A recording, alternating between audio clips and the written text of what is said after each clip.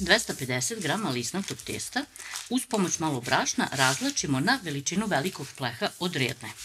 Za to vreme rednu zagrevamo na 200 stepeni.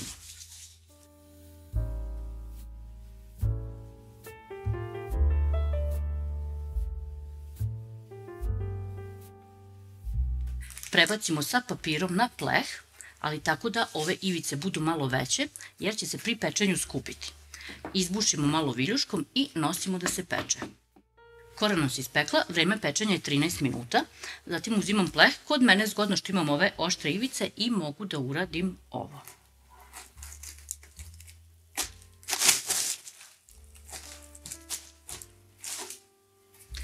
Ko nema ovake ivice, već one oble, okrene ovako pleh i nožem opiše okolo. Ovo će nam biti donja kora, a ovaj ostatak ćemo izmrviti pa ćemo krempitu na kraju sa time posuti.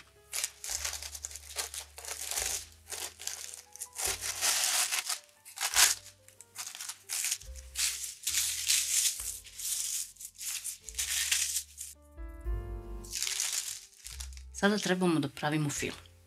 Od 1,5 litra mleka odvojili smo jednu čašu i ovaj ostatak sipamo u veću šerpu.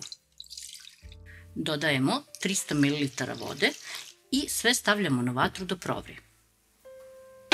Za to vreme 10 jaja odvajamo žumance od belanaca i žumancima dodajemo 400 do 500 g kristal šećera, zavisi koliko slatko volite, 100 g skrobnog brašna, nišesta ili gustin, zavisi kako ko zove, vanilin šećer, možete i 2-3 komada, ako imate štapić vanile još lepše,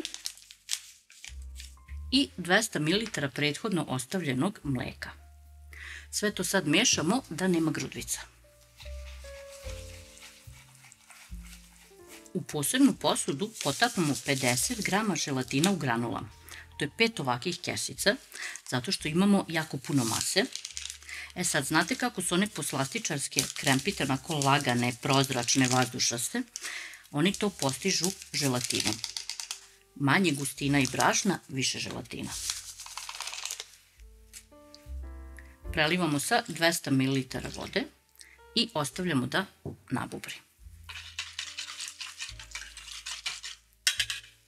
Malo pre nego što mleko provri, jedan deo sipamo u žumanca.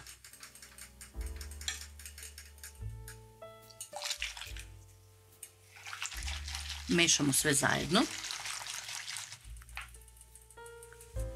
Dodamo još malo i opet promešamo.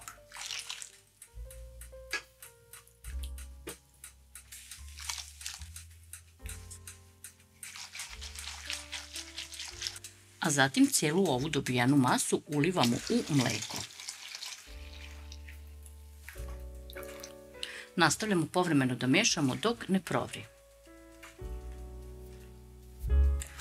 Kada masa provri, kuvamo 2-3 minute i skidamo sa vatre.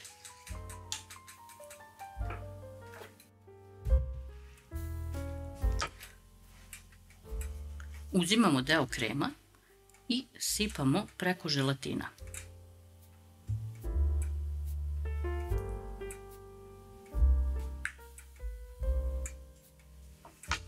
Uz pomoć vrelog krema želatin će se otopiti.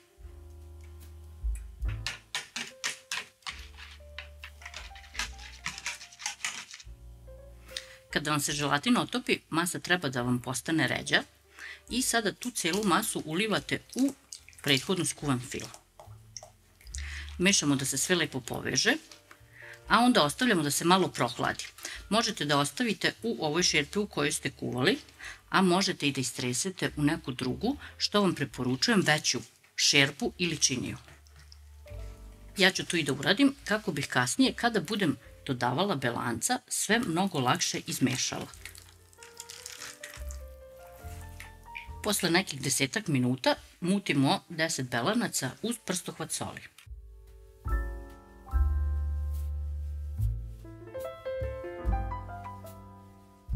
U mućena belanca dodajemo prohlađenu ovom kremu od žumanaca iz nekoliko puta. Nećemo dodati sve odjednom. I lagano mešamo.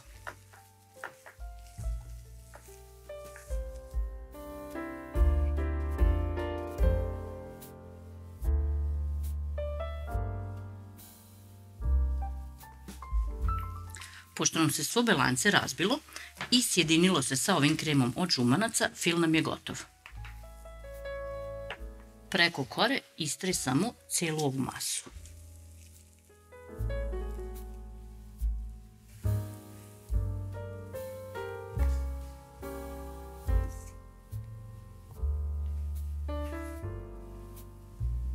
Pošto poravnamo, pospemo sa ovim ljuspicama koje su nam ostale od kore.